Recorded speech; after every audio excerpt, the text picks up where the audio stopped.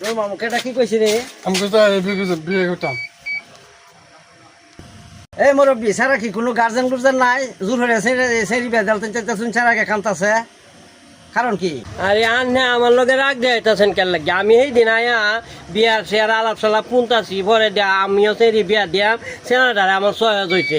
এইটা লাগে আমি কথা উতা দিছি, এরা ফাঁকা কথা উতা দিছে অন পরে আর গেল না এরা।